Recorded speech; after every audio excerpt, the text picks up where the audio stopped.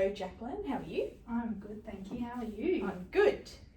So, Nice to see you. yeah, it's a beautiful day. Lovely view you've got here at the Sports Hub. Isn't it just beautiful? The water, the beautiful lake, and yeah, it's very mesmerising, isn't it? What is it you do here, Susan? Well, I'm a clinical hypnotherapist and rapid transformational therapist. Thank you for asking. What got you into that? How long have you been doing it for?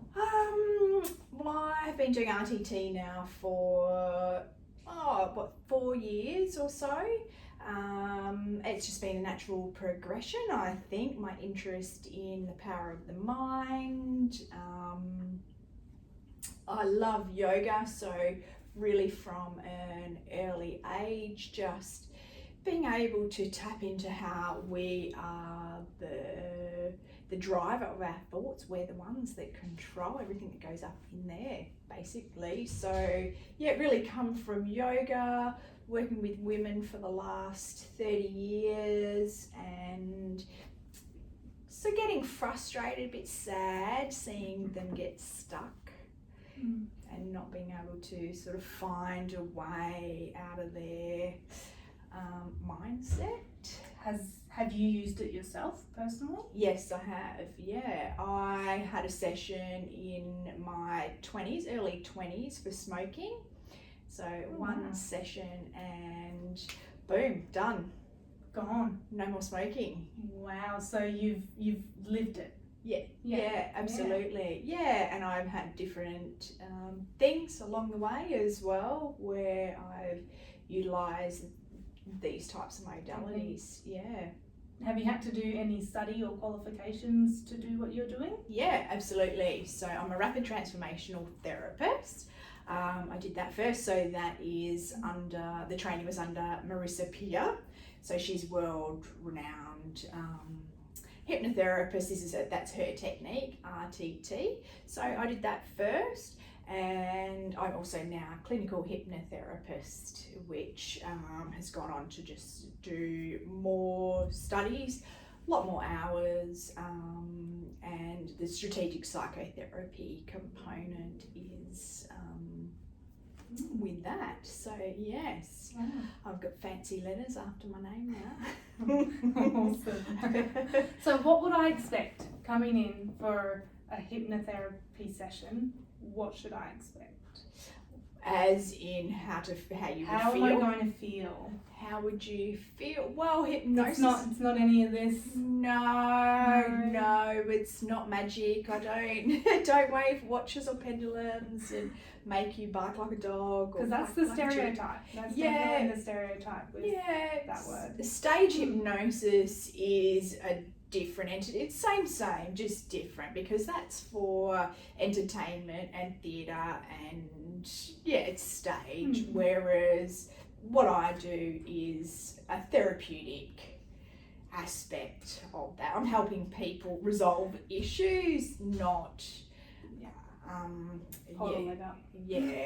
not quack or suck their thumb or so. What the stage hypnotherapists are doing is essentially showing you the power of your mind, and we give ourselves suggestions all the time. So that's how we get stuck in the first place, is getting past that hurdle. Yeah, it's the programming, the conditioning. So up until the age of 8, we don't have a fully formed analytical mind. So what that means is we don't actually have our own way of filtering out things. So mum, dad, teachers, friends, they all tell us what to do essentially. So we run the programs of everybody else, not our own. It's not until later that we can discern that actually that doesn't work for me, or that's not applicable to me. So an easy way to explain, a good example for that is a 4 or 5 year old. Like if you watch them sit down together and one would say you're stupid, the other one would say no, you're stupid, and they would just go back and forth with that.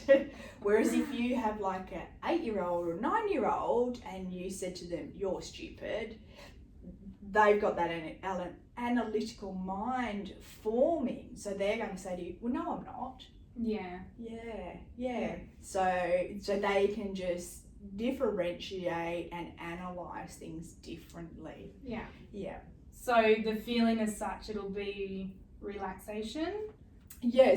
What would I expect? So what does it feel like is hypnosis is the natural state that you're in and out of through the day. So it's those subconscious programs, that automatic pilot that you go into. So yes, it's similar to relaxation. It's not relaxation though. And if you meditate, again, it's a very similar sensation to that, but hypnosis, you have an inward focus. Relaxation, meditation is an outward focus more so. Yeah. And how do you help your clients? So I love RTT, so I use RTT, but it's also the strategic questioning. So essentially like conversational hypnotherapy as well. So it's the therapy delivered in hypnosis, which is the gold, which is the nugget. So RTT is a combination of NLP, neuro linguistic programming, CBT, cognitive behavioural therapy, the neuroscience, so it's the rewiring, the reprogramming in the brain, and the psychotherapy, so the talking throughout. So the things we say are not accidental. It's to take the client through to, as a way I like to describe it is, they're already on their pathway, they often just can't see the signpost, so it's just pointing out the things along the way and letting go of what's no longer working for us. How long would you expect to see clients for? Is it a 3-month process, 6-month process? 12 months. So I can do 2 different ways. So RTT, we do 3 session minimum. So that's just working on whatever problem they come in for, anxiety, addictions or whatever. How long is one session? So the session typically is about 2 hours, but I say to clients, allow 3 hours, because we have a chat, we have the session, we have a chat at the end. And then we do 3 of those sessions, but they're 21 days apart. So in the session I make a transformational audio, which is the recording. It's about 18 to 20 minutes, no more than 20 minutes. And the client takes that home and they listen to that daily for the 3 weeks following the session, and then they come back in and then we see like where they're at, what's landed, were they still needing changes. And often the second session, we're talking about something completely different to the first issue that they've come in with. Is that because that first session has resolved that issue? Wow, so one session and... So you don't wait for 21 days, you don't wait to the end of the 3rd session, like your transformation starts right from the get-go. Who are your most common clients? I work a lot with anxiety. Women with anxiety, whether it is, in their professional life or in their personal life, and also health anxiety. I do work quite a bit with that as well. I do like addictions and weight as well, so that sort of tends to, I find, all be connected. So women often come in with anxiety, maybe because of weight, or if they're drinking too much, they might not be drinking a lot, but they're drinking daily 3-4 glasses of wine. They've just got habits that they really want to get rid of, basically. Do you see men at all? I do. I do work with gents. Just seem to typically probably have more women that I work with, but absolutely, I work with guys. I work with teens. I work with kids as well. Younger people, older people. So there's no limits to who can use RTT or hypnosis, but Typically the ones that come to me are probably just the women in, probably that 40 to 60 range, generally speaking. Do we have to come see you in person? No, I can do Zoom sessions. They're really effective. Just as effective Zoom. So, pre-2020, it wasn't really the done thing. But these days, I've worked with people overseas, in different states. So it's really great because we don't then have to let the distance be the issue. And people that can't access services in their own towns as well, if they're in smaller towns as well.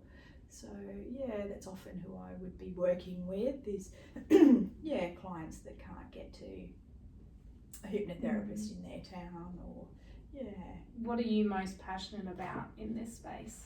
Oh, I just love helping people just free themselves from this circuit of thinking that they get into. It's just so wonderful to see people just let go of all the layers of crap basically that they carried, and it's about showing them that it's not their crap too. That they've carried, that this is just what they picked up along the way, and it's not bad and it's not wrong or anything like that. It's just we all do it. We've all got the programs. If you're a computer, well, I'd shut you down, I'd defrag you, or clear the cache, I think it's called now. You'd clear the history, the browser, and restart. Then we'd reboot you and away you'd go again. And you'd be running on all cylinders and you'd have more empty space to pick up things that are more beneficial to you. You would reinstall better software, wouldn't you? Yeah, absolutely. So maybe, because people don't like looking at themselves, but if we were in a group of friends, what are some things that we could look out for that might be able to give our friend a knock on the shoulder and go, hey, maybe you want to go have a chat to Susan Hayden because of something that I've noticed? What's something that we can open our eyes for to look around our friends and family to go, maybe they are struggling with X, Y, Z that we're not aware of, but we can now look for what? That's a really good question. So let's say anxiety would typically be the overthinking, the over catastrophizing, your friend or family member who very reluctant to go out because they're always trying to make excuses about, I'd really love to come along, but oh no, I won't this time, because they're afraid of sort of making mistakes or what people are going to think of them. So instead of just going, okay, no worries, see you next time, stop and think a bit further and go, maybe there is something more there, and have a chat with them. And if they were maybe really sort of bubbly, outgoing, and then that is flipped and they're really just unsure about themselves, unsure about, I'd really like to come, but I don't know if I should. And that can sort of even be a bit of an indicator to addiction and things like that, where people are actually at home drinking or doing things. Because it's now not the social norm to go out and have a smoke. Where they just don't want to be in that group setting. With their family and friends.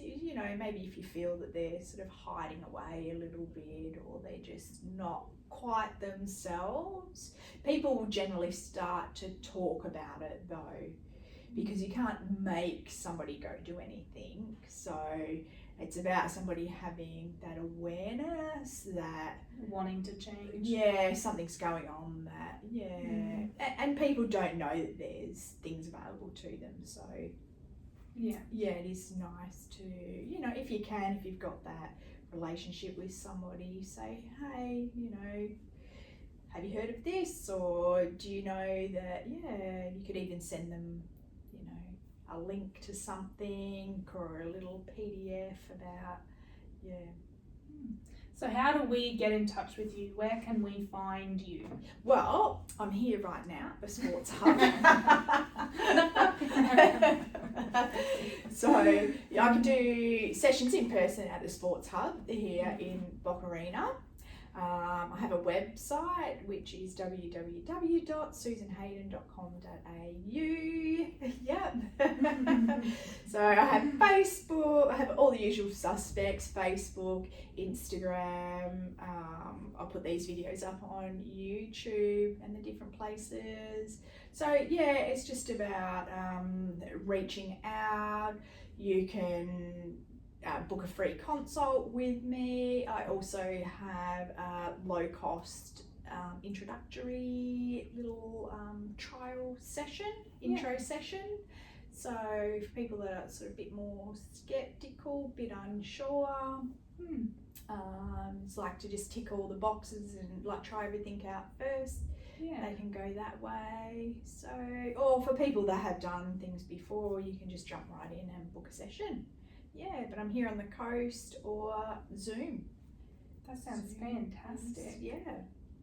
Well, hopefully we get lots of people, get the word out. Yeah. And it's a great it's a great resource. Great resource for people. I love it and love working with everybody.